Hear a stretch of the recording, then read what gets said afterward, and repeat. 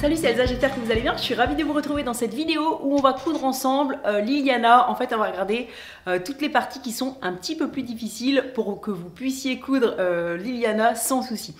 Alors, Liliana, c'est le patron Urban Ferry qui est sorti la semaine dernière. J'avais fait une vidéo de présentation et une vidéo avec les versions des testeuses si vous voulez aller voir ce que c'est comme robe. Donc là, c'est tout de suite la couture pour celles qui ont le patron. Et donc, on commence avec le choix de la taille. Donc, j'en avais parlé dans le cahier technique. Faites attention, c'est une robe ajustée. Voilà, donc si vous aimez être un peu plus à l'aise, ou voilà, vous pouvez prendre une taille au-dessus. Et surtout, faites attention à ne pas prendre une taille en dessous. Regardez votre tour de poitrine et ne vous dites pas ah bah c'est bon, il y a 3 cm de plus, je peux prendre la taille en dessous. Non, il faut qu'il y ait une aisance. Il doit y avoir une aisance minimale pour pouvoir quand même se mouvoir. Donc référez-vous au tableau de détail, regardez par rapport à votre tour de poitrine et vérifiez aussi votre tour de bras parce que la manche aussi est ajustée. Donc il y a un tableau en dessous du tableau classique des tailles où il y a aussi le tour de bras avec l'aisance, c'est-à-dire les mesures du vêtement fini qui sont indiquées aussi pour que vous puissiez comparer et voir quelle aisance il y a. Et donc vérifiez aussi votre tour de bras. Vous pouvez jongler entre les tailles poitrine, taille hanche et aussi avec la taille du bras comme d'habitude si vous voulez utiliser plusieurs tailles, ou comme c'est une robe bien ajustée, elle vous pardonnera de prendre une taille ou deux au-dessus. Vous pouvez aussi prendre la plus haute taille de toutes ces mesures. Vous regardez votre tour de bras, votre tour de poitrine, votre tour de hanche, votre tour de... etc. Et donc la taille ne compte pas puisque c'est une robe un peu boule. Et du coup vous pouvez prendre la plus grande des tailles si vous ne savez pas trop jongler entre les tailles, il n'y a pas de souci pour ça. Voilà, dans le matériel, on a besoin de biais du commerce. Vous pouvez aussi fabriquer votre bande de propreté. Donc vous devez fabriquer une bande qui fait tout le tour d'encolure. J'ai mis combien dans le patron et d'une largeur de 4 cm. Alors pour voir comment on fait pour la couper, la plier, j'avais fait une vidéo sur coudre soi-même son biais dans des chutes de tissu. Vous avez vraiment besoin de petites chutes de tissu, hein. Il n'y a pas besoin d'avoir une grande bande d'un seul tenant, et c'est pour ça que moi j'aime pas la mettre sur le patron, parce que sinon on croit qu'il faut avoir la grande bande d'un seul tenant, alors qu'en fait il suffit de quelques chutes, pas la peine de rajouter du métrage pour faire une bande de propreté. Donc je vous invite à couper vous-même votre bande de propreté dans le biais de votre tissu. Donc moi je vais la tracer ici. Donc on prend, alors comment on fait pour... moi j'ai des lignes là qui vont m'indiquer qu'ici j'ai 45 degrés. Voilà, on va prendre... C'est trop pratique ces règles-là pour couper le biais. Vous voyez ici, je suis à 45 degrés. Sinon vous pouvez prendre une équerre ou référez-vous à la vidéo du biais. Hein. Je ne veux pas tout refaire, sinon ça va être long et fastidieux. On peut plier une feuille, prendre son angle droit et replier encore en deux pour avoir un angle de 45 degrés. Voilà, et là je vais prendre donc 4 cm. J'ai besoin de 4 cm. De largeur, et puis ça va être trop petit, donc je vais refaire une bande à côté.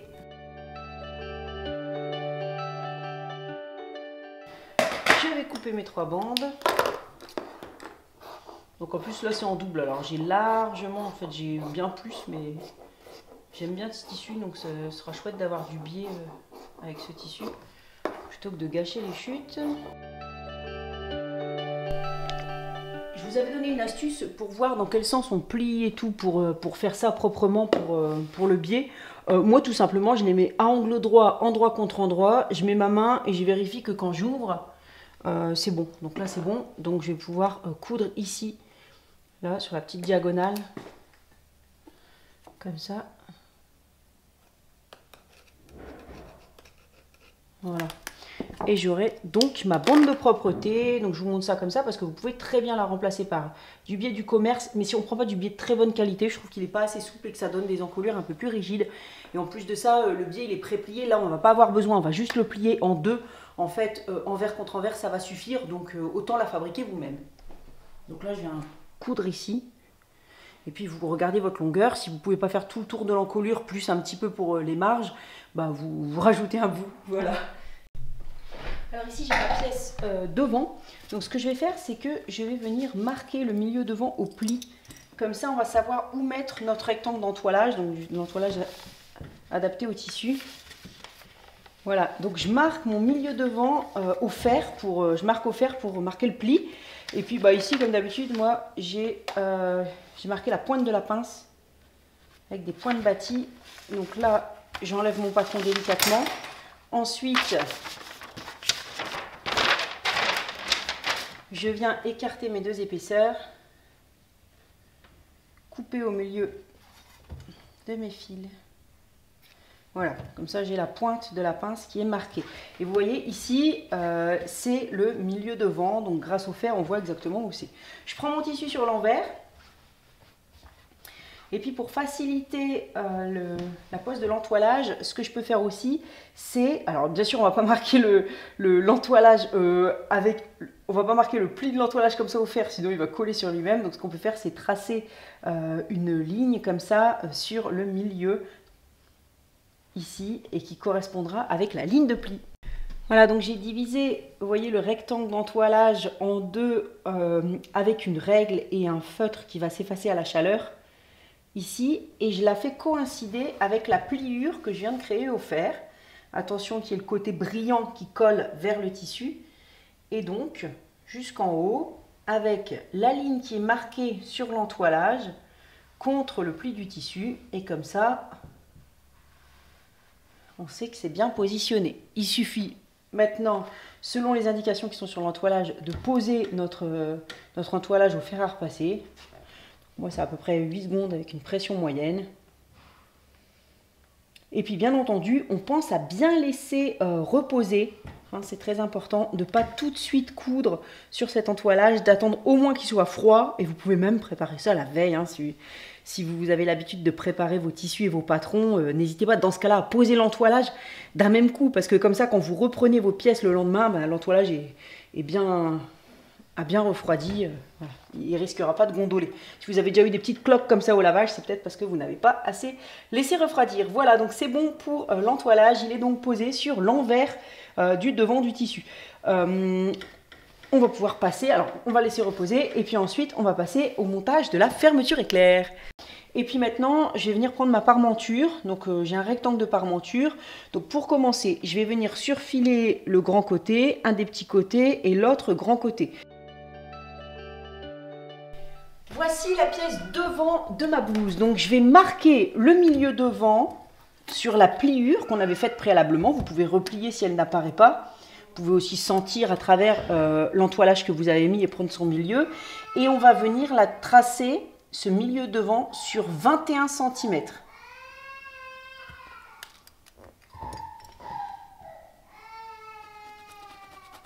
Ah, il y a Franck qui est en train de dire non à Milo parce qu'il veut attraper des trucs qu'il n'a pas le droit. C'est pour ça que vous l'entendez peut-être pleurer, mais vous en faites pas, on lui a rien fait. C'est juste que des fois, on n'a pas le droit de tout faire. Alors, voilà. Ensuite, on vient prendre donc notre parmenture dont on vient de surfiler les bords. Donc, le grand bord, le petit bord et ce grand bord. Vous les surfilez. Et donc, on va venir marquer... Pareil, vous pouvez plier pour faire apparaître le milieu ou mesurer. Et on va venir marquer le pli sur 21 cm sur le devant, sur l'endroit et sur l'envers du tissu. Comme ça, ce sera plus simple à positionner. Maintenant qu'on a tous les repères, on vient positionner l'endroit de la parmenture sur l'endroit de la robe. Donc endroit contre endroit, en alignant bien les repères. Et donc c'est pour ça qu'on l'a mis sur l'endroit et l'envers. Vous voyez, comme ça, quand on soulève, on voit bien. Et c'est beaucoup plus simple de tout positionner correctement. C'est important à cette étape d'être précis. Sinon, vous aurez un zip qui part de travers. Et esthétiquement, ça va se voir et ça va pas être beau, quoi. Voilà.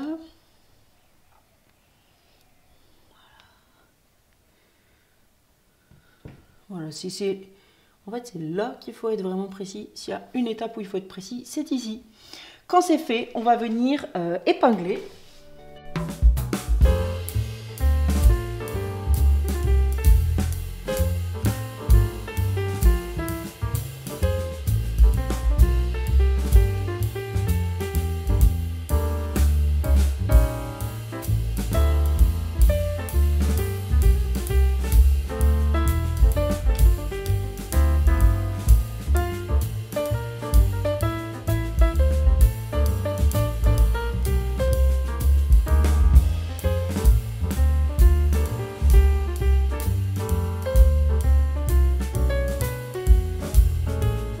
Machine et on va venir piquer tout autour du repère à 4 mm. Voilà, donc on va venir faire une petite fenêtre à 4 mm. Donc il va falloir prendre un repère sur votre pied de biche pour piquer exactement à 4 mm. Si on pique à 4 mm, ça veut dire qu'on va avoir une ouverture pour notre zip. Vous voyez ici, j'ai la fermeture éclair de 20 cm. Enfin, la mienne, elle fait 2-3 cm de moins. Donc, je vais m'adapter en fait. Hein. Là, je vous dis 21 cm parce que c'est ça avec une fermeture de 20. Mais là, je vais faire le tuto aujourd'hui et j'ai pas la fermeture qui me convient sous la main. Donc, moi, je vais venir adapter ma fenêtre pour qu'elle arrive juste en dessous du zip. Mais si vous avez pris un zip de 20 cm, c'est exactement ce repère-là qu'il faut prendre. Et donc, si on pique à 4 mm de chaque côté, on va avoir une fenêtre de 8 mm. Donc, un petit peu moins d'un centimètre autour du zip. Vérifiez que c'est correct pour vous parce qu'il y a des zips qui ont des grosses dents. Vous voyez les zips en métal décoratifs de ce type-là qui peuvent avoir des dents plus larges. Et donc vérifiez que ça va passer avec 8 mm, hein, 4 mm de chaque côté. Vérifiez que c'est correct. Bon là le zip il fait, les dents font un demi centimètre d'écart, donc ça va aller. Même si je mets celui-là, et du coup je suis en train de me tâter. Malheureusement je peux pas vous demander votre avis, hein, comme c'est une vidéo que j'aurais tournée avant, mais j'ai trop envie de mettre celui-là. Après j'ai peur qu'il soit un peu lourd pour cette viscose qui est vraiment légère, mais j'ai trop envie, j'aime trop ce côté bling bling. Je réfléchis et je vais voir lequel je fais. En tout cas, nous on va venir piquer à 4 mm, donc tout autour. Et ne stressez pas, ça va bien se passer, hein, c'est le moment où il faut être bien précis. Surtout ne coupez pas sur la ligne, hein, on va le faire après, il faut absolument piquer avant. Et donc on pique notre fenêtre à 4 mm de chaque côté. Une petite astuce, c'est de tracer à 4 mm au début, parce que comme ça, vous aurez un repère vraiment très net. Et du coup, vous pourrez choisir comment vous faites pour vous repérer sur votre pied de biche. Vous pouvez même, si vous le souhaitez, tracer tout le rectangle. Ce sera encore plus précis, donc à 4 mm de chaque côté de notre milieu devant.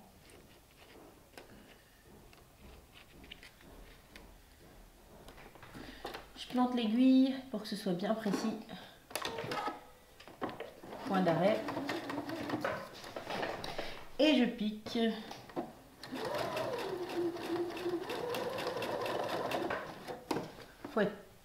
Il faut être soigneux pour cette piqûre. On peut laisser les aiguilles qui sont perpendiculaires le temps de descendre. On les enlèvera lors du trajet retour. Il suffit de passer doucement sur chaque aiguille.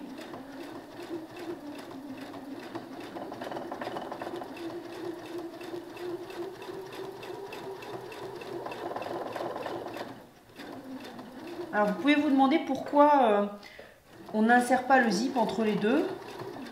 Vous pouvez si vous le souhaitez, mais le montage est vraiment beaucoup plus compliqué. Ça risque plus facilement de gondoler. Vous voyez, donc moi ce que je vous conseille, c'est de le monter comme ça. Hein. Ce sera vraiment plus simple, même si là le zip du coup sera vers la peau. Ah, le petit côté, donc je baisse le pied de biche. Je vais compter le nombre de points jusqu'au milieu. Je pense qu'il y en a 2, 1, 3, voilà. Il y en avait un et demi, donc j'ai fait 3 points. Ah, peut-être encore un, que ce soit précis. Ce qu'on peut faire, parce que si je fais un point, je vais aller trop loin. Et si je fais pas de point, je suis pas assez loin. Et donc c'est diminuer le point, la longueur du point. Je vais mettre vraiment un tout petit point d'1 millimètre. Voilà. Hop. Pour en refaire un ou deux vraiment tout petits. Puis là je remets ma longueur normale et je repars.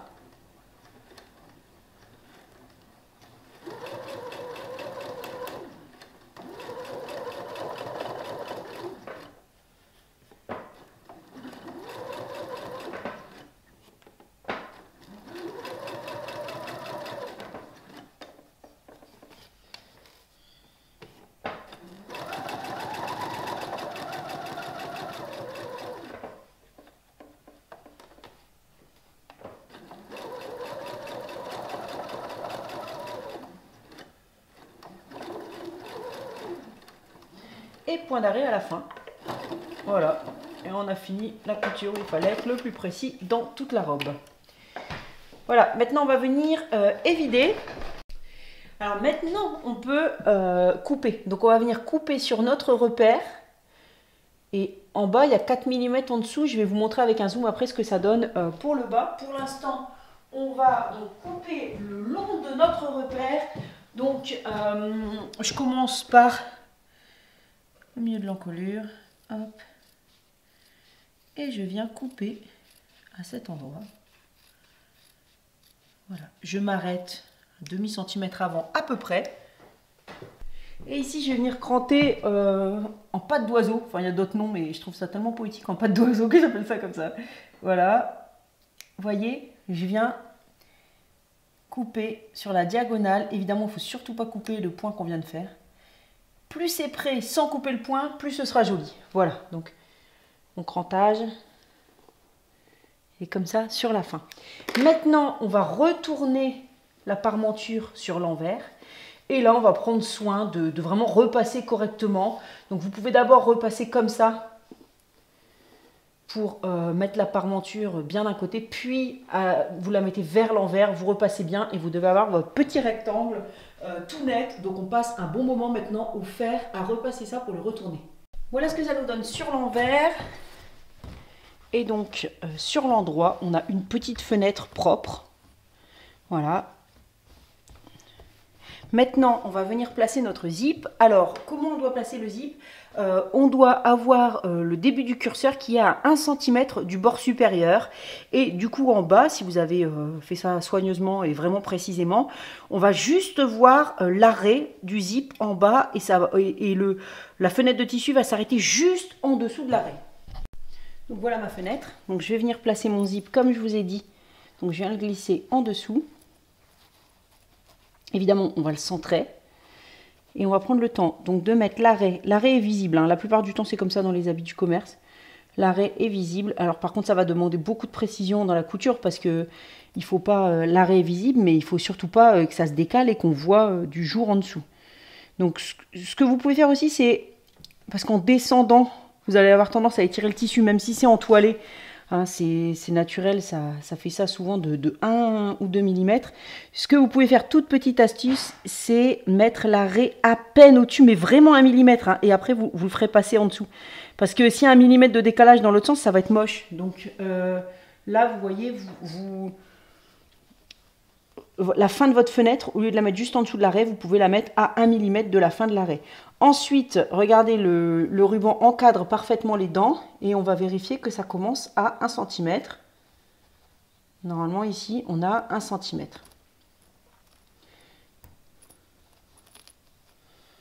Voilà. Quand tout est bien positionné,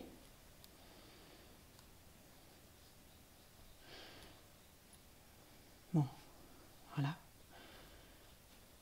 Quand tout est bien positionné, on épingle et on va venir piquer tout autour à 2 mm. Donc là, je vais épingler. Bon, je ne veux pas mettre trop d'épingles parce que ça, c'est un coup à déformer le tissu. En plus de ça, ce serait mieux que j'ai des épingles encore plus fines. Il y a des épingles qui sont vraiment très très très fines et pour des tissus comme la viscose, ce serait mieux, mais j'ai pas ça là sous la main. Voilà. Alors, on vient piquer à 2 mm tout autour. Je la placerai bien après, hein. Je n'ai pas mis des épingles partout. Donc, je vais baisser le zip pour commencer la couture. Je vais venir ici commencer la couture tout autour, comme ça, à 2 mm. Alors, ça va être mieux de prendre un pied pour zip.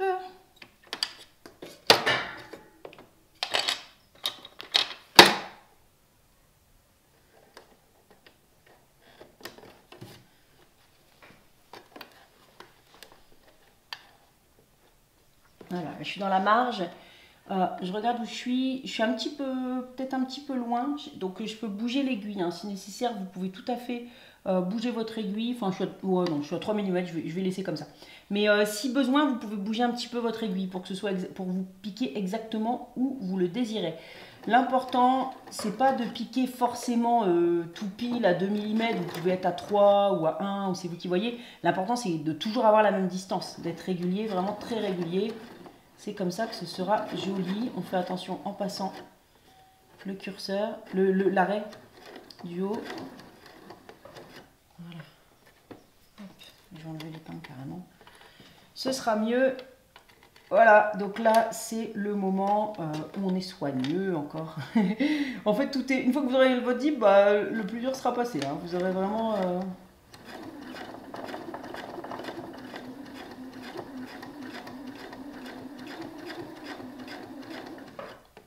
Je vais planter l'aiguille, relever le pied de biche, passer le curseur derrière.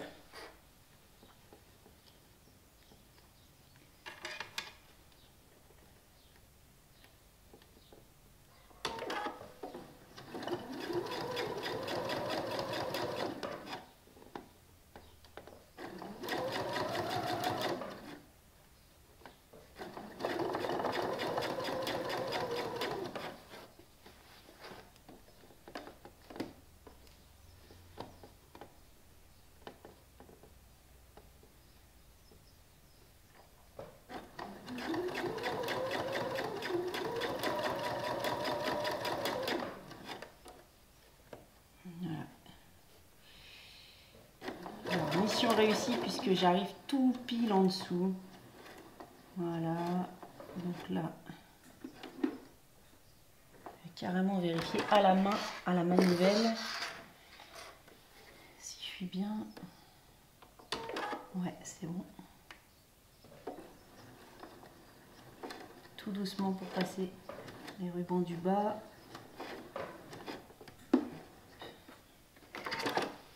Et on recommence de l'autre côté. Ouh, vous avez vu, j'ai choisi le zip doré. Je suis trop contente d'avoir pris celui-là parce que ça va être... j'aime bien, voilà, j'aime bien.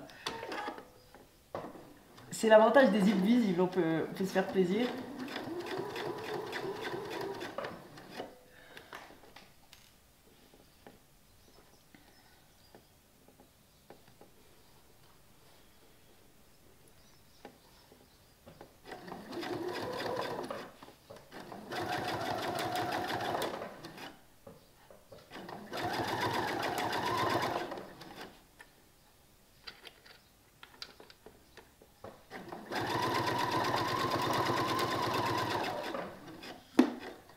Je vais faire la même chose en sens inverse, donc je soulève le pied de biche.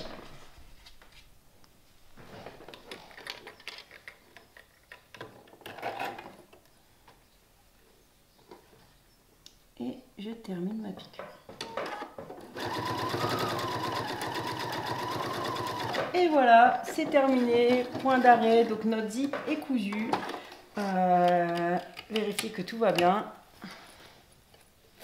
Ah, j'aime trop, j'aime trop ce zip ultra doré sur ce tissu, voilà, je trouve ça bien. Donc vous voyez, bon voilà, c'est pas si compliqué, là c'est bon, en bas on est tout pile, comme il faut, on voit le curseur. Voilà, on peut ouvrir, fermer, nickel. Alors maintenant, donc on va piquer les pinces poitrine, donc pour le... Je vais pas tout filmer parce que sinon ça va vraiment être très long. J'imagine que si vous montez cette robe avec un zip et tout, vous avez déjà fait une autre robe au moins. De toute façon, il y a tellement de sous-longs. Si vous allez sur le site urbanferry.fr, vous avez tous mes sous-longs dans la rubrique tutoriel et vous prenez n'importe lequel. Par exemple, celui de la robe Antigone, je vais piquer les pinces. Si vous avez besoin d'un coup de main pour les pinces, que vous voulez une vidéo pour ça, vous prenez ouais, voilà, Antigone ou Indies ou ce genre de robe où j'ai vraiment fait en détail, j'ai fait les pinces. Donc là, je vous laisse faire les pinces, les coutures d'épaule et puis on se retrouve donc pour poser la bande de propreté tout autour de l'encolure. Donc voilà mon encolure, donc les pinces sont faites, les coutures d'épaule aussi. Donc je prends ma bande de propreté, donc on a expliqué comment la faire au début de la vidéo, et donc là j'ai 2 cm, elle est pliée en deux, envers contre envers. Si vous avez du biais pré-plié, obtenez cela, c'est-à-dire plier seulement en deux, vous enlevez les deux petits rabats de côté. On n'en a pas besoin, on va le laisser dépasser d'environ 2 cm. Et puis on va venir faire tout le tour, donc à vous de voir si vous voulez épingler ou pas. Vous pouvez mettre quelques épingles. Bon, on n'est pas obligé de tout épingler, hein. Vérifiez juste que vous avez assez de biais pour faire le tour, voilà. Et donc, bon, moi je vais, bon, allez, parce que je suis partie, d'habitude j'épingle même pas, je vérifie que j'en ai assez pour le tour. Et puis première étape donc, on va venir piquer à 1 cm, alors dès le bord comme ça, donc à 1 cm du bord. Donc on a notre bande de propreté qui est le long de notre encolure, on pique à 1 cm, c'est la moitié de ça, tout autour. Alors là, petit bug, j'ai visiblement pris une photo au lieu de filmer, mais c'est pas grave parce que la photo est bien explicite. Donc vous voyez où je positionne mon pied de biche au départ, donc à 1 cm du bord brut qui est sur la droite. Et donc en fait on vient piquer à 1 cm tout autour en positionnant bien le biais autour de l'encolure. Comme ça on aura fait tout le tour de l'encolure. On s'arrête de l'autre côté. Où il y a normalement un petit morceau de bande de propreté qui dépasse à nouveau quand on arrive de l'autre côté. Et vous voyez que le zip est un petit peu ouvert, hein, c'est plus simple quand on a une encolure ouverte pour piquer de la sorte. Alors, on va recouper ici donc les rubans du zip qui dépassent.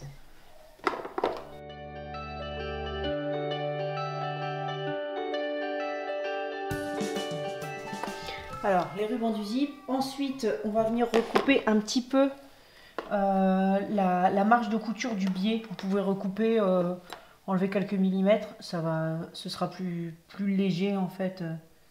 S'il y a moins de tissu à cet endroit, donc moi je vais venir couper sur tout le tour, toutes les épaisseurs, un petit peu.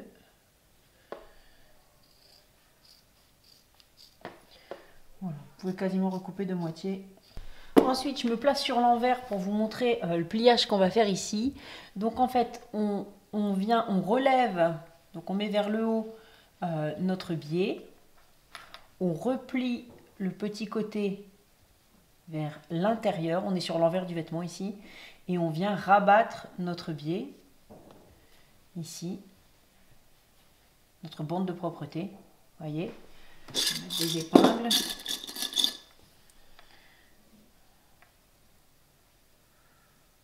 Alors si le coin gêne ici, on peut recouper un peu. Hop.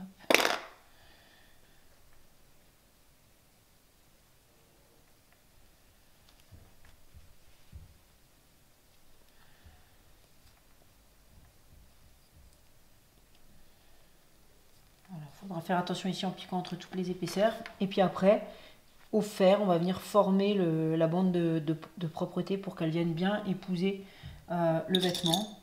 Et donc vous la rabattez comme ça sur l'envers, vous voyez, tout du long. Donc sur l'endroit, ça va donner ça. On va faire attention sur l'endroit ici, que tout soit bien rabattu derrière. Voilà, c'est un montage qu'on utilise, qui est souvent utilisé dans le prêt-à-porter en fait. Et voilà, donc là, au fer, hein, on va d'abord bien repasser la bande de propreté sur l'envers pour qu'elle épouse correctement l'encolure. Et puis après, vous venez piquer comme ça sur l'endroit à quelques millimètres. Vous voyez, pour que la bande tienne bien en place, 4 mm par exemple, tout autour de l'encolure. Et vous aurez terminé votre encolure. Alors ici, j'ai les deux parties de ma manche. Donc maintenant, on va regarder pour la manche. Hein. On a dit qu'on regardait que les difficultés dans le patron dans cette vidéo. Donc pour le reste, bah voilà, ce sera une fois que vous avez fini l'encolure, il faut faire les deux manches. Donc on fait les deux manches. Puis après, on viendra les coudre à plat, les monter à plat sur le vêtement, finir les coutures de côté et les ourlets. Tout ça, ce sera simple. Donc il reste que la petite difficulté d'insérer le volant dans la manche. Donc notre manche, elle est constituée de deux parties. Pourquoi ça s'emboîte pas? Vous voyez, il y a un petit décalage là parce qu'il y a la marge de couture, donc c'est bien normal, hein, il y a la marge de couture. Si on trace une ligne à 1 cm, là on aura la même chose, on peut réemboîter la manche, mais là la marge de couture est comprise, elle est de 1 cm. Le volant, on commence par terminer le bord extérieur. Donc moi j'ai fait un rouloté à la surjeteuse en utilisant du fil mousse de Mercerie Extra dans le boucleur supérieur. On pourrait aussi faire un fin ourlet, donc par un double repli de 0,5 cm, 0,5 cm et encore 0,5 cm, en repassant bien comme on a une courbe. Voilà, le rouloté est préférable, mais si vous avez une surjeteuse, hein, sinon vous faites le petit repli. Et donc, le double repli, et donc attention, parce qu'on va d'abord venir poser le volant dans le bas de manche, mais c'est surtout pas endroit contre endroit. Regardez le volant. C'est l'endroit du volant qui doit être au-dessus, parce que c'est comme ça que la manche va être une fois qu'elle sera terminée. Donc en fait, l'envers du volant est contre l'endroit du bas de manche. On fait correspondre l'écran et on peut épingler. On commence par épingler comme ceci, tout autour. Alors, vous allez devoir faire très attention à une chose, parce que je ne sais pas si vous avez déjà cousu des poches plaquées. Et peut-être que vous vous êtes déjà dit, ah c'est bizarre, vous faites les repères des poches plaquées, vous faites le double repli sur les poches plaquées, là je parle d'un pantalon, et après quand vous mettez la poche sur les repères, vous dites, oh c'est bizarre, les repères sont beaucoup plus grands, ils se sont trompés dans le patron, ou qu'est-ce qui s'est passé? Enfin voilà, ça m'est déjà arrivé qu'on me dise ça, même pour des tests, et en fait ce qui s'est passé, C'est juste que les marges ou le repli, il y a beaucoup de monde qui a tendance à faire plus que la marge qui est prévue. Donc les poches, quand on replie 2 fois, on a tendance à replier plus et puis la poche, elle est plus petite que ce qui était prévu normalement.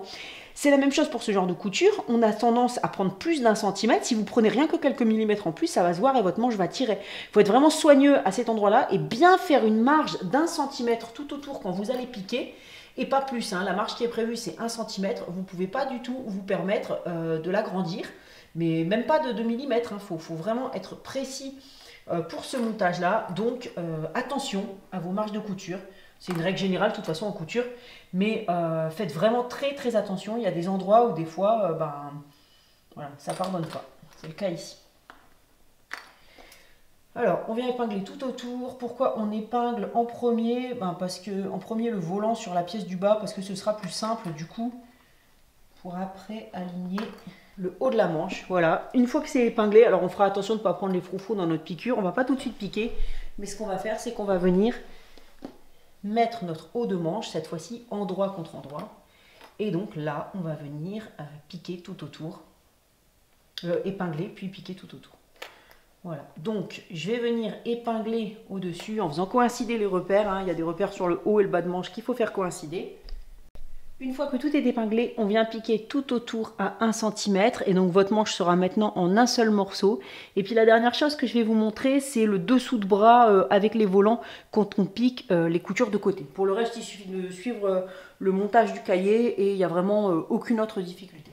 Lorsque vous avez cousu le volant, là, on a la marge de couture de l'autre côté et en fait, on ne peut pas la mettre vers le haut déjà parce qu'il faudrait cranter dans ce cas. Et le souci, c'est qu'on voudrait bien cranter, mais moi j'ai un tissu qui s'effiloche. Donc c'est toujours la question, est-ce que on surjette et on crante après? Enfin c'est une question, j'ai pas vu grand monde qui y a répondu en vérité. Moi ce que je vois c'est que soit en double, soit on surjette et on crante. J'ai souvent vu des professionnels faire ça, donc surjeter la couture et cranter quand même le surjet. Mais j'imagine qu'après 50 lavages ça tient plus très bien.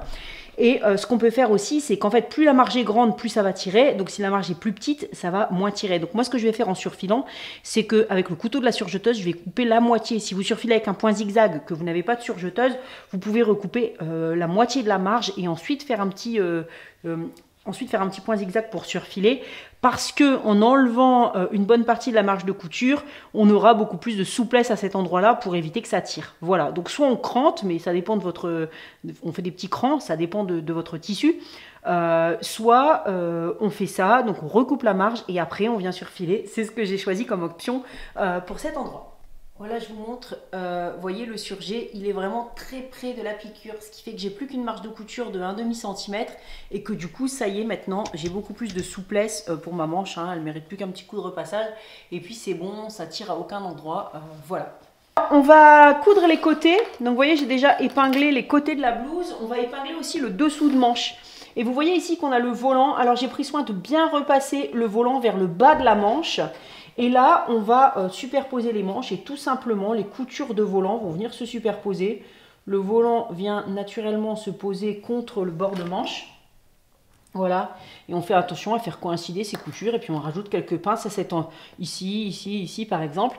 Ensuite, on viendra piquer du bout de la manche jusqu'en bas de la blouse. Et ce sera terminé pour les côtés. C'est terminé pour ce sew along. N'hésitez pas à mettre un j'aime si vous voulez d'autres sew along, d'autres patrons et à vous abonner si ça n'est pas déjà fait. Et j'en profite pour vous montrer les jolies versions de Nadine que je n'avais pas la dernière fois lorsque j'ai fait la vidéo des testeuses. Donc j'aime beaucoup son tissu et regardez, il y avait du vent quand elle a pris les photos. Donc on voit super bien le volant. J'aime beaucoup ce que ça donne. Merci Nadine. À très vite pour la suite. Bisous.